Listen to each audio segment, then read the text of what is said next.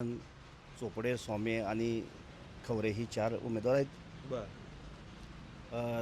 चोपडे साहेबांचं तर इथं चांगलंच कार्य आहे हां आणि खवरे साहेबांचं पण, आणि ही बाकीची दोघं नवीन आहेत. बर आणि त्यासाठी म्हणजे रस्ते विस्तेचं गटारी विटाचं काम त्यांचं चांगलं आहे.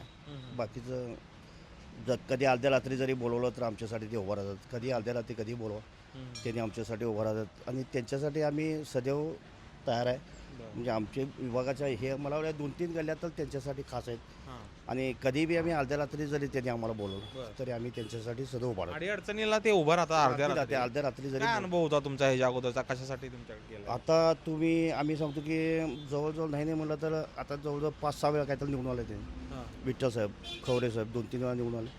मग त्यांच्यासाठी आम्ही रस्त्यासाठी असो, गटारीसाठी असो, चावीसाठी असो हां. किंवा बोरच्या इतर कामासाठी असो जरी गेलो तरी अर्ध्या रात्री त्यांनी आमच्यासाठी तत्पर तयार होतो. ओके. हां, कारण आमच्यासाठी आम्हाला आमच्या 24 तास पाणी आहे. हां हां बोर त्यांनी स्वतः मारून दिल्यात आम्हाला. स्वतः मारून दिलं स्वतः बोर मारून दिला. 24 तास पाणी आहे. हां. प्रत्येक ठिकाणी चावे आहेत. प्रत्येक हां, ठिकाणी हां. चाव्या. गटारीचं काम करून दिले. हां म्हणजे इचलकरंजी हां. सगळीकडे पाण्याची अडचण असली तरी इथं आमच्या इथं नाही, आमच्या इथं कधी अडचण नाही. 8-8, 15-15 दिवस जरी पाणी सोडलं तर आम्हाला चालते. म्हणजे चोपडेने वैयक्तिक लक्ष घातल्यामुळे वैयक्तिक लक्ष इथे माणसं पण त्यांना हां, सपोर्ट वैयक्तिक सपोर्ट म्हणजे तुम्ही सांगतो आता त्यांनी जर आणि 50 वर्ष जरी इथं उभारलं तर पडत नाही त्यांनी, कारण अशी अवस्था त्यांची आहे.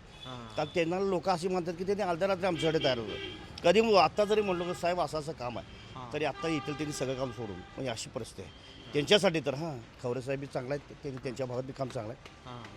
आणि इतर बाकीचे 2 आहेत ते आता त्यांच्यावर ह्याच्यावर हे होईल त्याचा काय संबंध नाही. पण ते काम त्यांचं चांगलं आहे. आता रस्त्याचं बी काम चालू झालं. त्यांनी ह्या बी रस्त्याचं उद्घाटन परवाच करून गेलं. ह्या बी इथं बी येतील. आता इथं कुठलं काय रस्ता करायचं म्हणजे डांबरी करायचं काय ह्याचं करायचं ते चाललं आहे त्यांचा विषय. त्यासाठी आम्ही प्रत्येक गोष्ट कुठली बी असू दे की आम्ही चोपडे साहेबाला सांगितल्याशिवाय कुठलं काम करत नाही. आणि इथल्या भागातली सगळी माणसं चोपडे साहेबाला सांगितल्याशिवाय कुठलं काम करत नाही. आणि त्यांना सांगितलं की ते अडचण सोड. कधी पण आता पलीकडं पाईपलाईन तुटलेली बाद झाली. ते पलीकडच्या रोडला पाईपलाईन जवळजवळ 6 वर्ष पाईपलाईन असे हे होती. चोपडे साहेबांनी प्रत्यक्ष लक्ष घालून, कारण नगरपालिका त्यांचं वर्ष नव्हतं बरोबर हे प्रशासन असल्यामुळं, त्यामुळे तरी पण त्यांनी खटपट करून आमच्यासाठी नवीन पाईपलाईन बसवून दिलीच. त्यात निम्म पैसे त्यांचं स्वतःच आहे. काय सांगणार? आणि त्यात परिस्थिती अशी आहे की चावीचं जे कनेक्शन सगळं तुटलं होतं. सगळ्या गल्लीत चावीचं जे कनेक्शन खोदताना जे तुटलं होतं ते पदाच्या पैशाने त्यांनी घालून दिलं आम्हाला.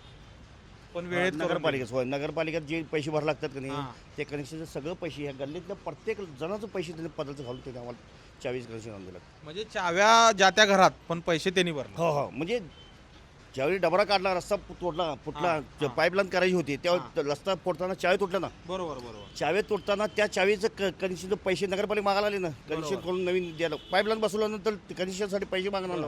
नगरपालिकेला हां, मग पैसे तर द्यायला पाहिजे. मग सगळी गौर करे कुठलं पैसे देणार लगेच तुम्ही तोडला, तुम्ही तुमचं बघा म्हणून सांगितलं ना हां, हां, नगरपालिका. हां.